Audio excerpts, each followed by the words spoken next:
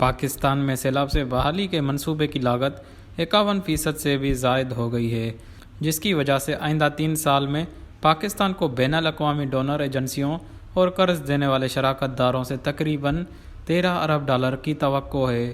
مالیاتی منصوبہ وفاقی حکومت اور دیگر وزراء کے علاوہ ایجنسیاں اور صوبائی حکومتوں کی مشاورت سے حتمی طور پر تشکیل دیا گیا، جبکہ پاکستان کو تقریباً $10 ارب امداد کی ضرورت ہے، جس میں $7.9 ارب سندھ میں اور $2 ارب بلوچستان کے لیے ہیں۔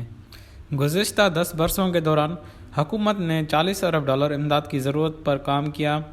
دوسری جانب بین الاقوامی سرمایہ کاری اور موجودہ پبلک ڈیولپمنٹ پروگرام کی تقسیم کاری اور پبلک پرائیویٹ پارٹنرشپ کے ذریعے ترتیب دینے کی ضرورت ہوگی۔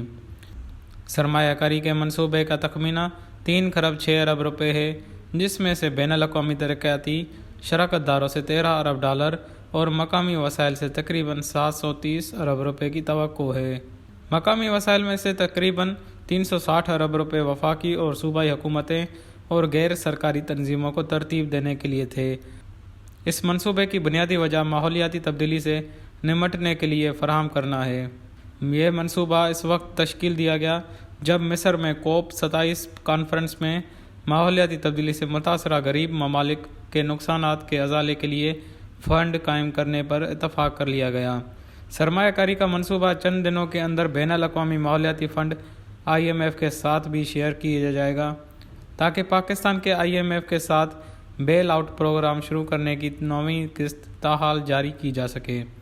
دوسری جانب سیلاب کی بحالی کے لیے IMF رواں سال فنڈز کا 6 ماہی تخمینہ مانگ رہا ہے۔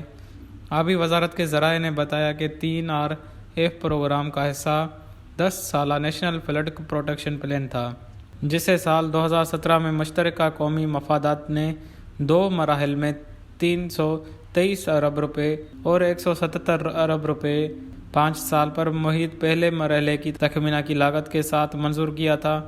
منصوبہ کی لاگت اب $500 ارب سے تجاوز کر گئی ہے، جس میں سیلاب آبی ذخائر کی تعمیرات کے علاوہ سیلاب سے بچاؤ کی بہتر نظام اور اصلاحات شامل ہیں۔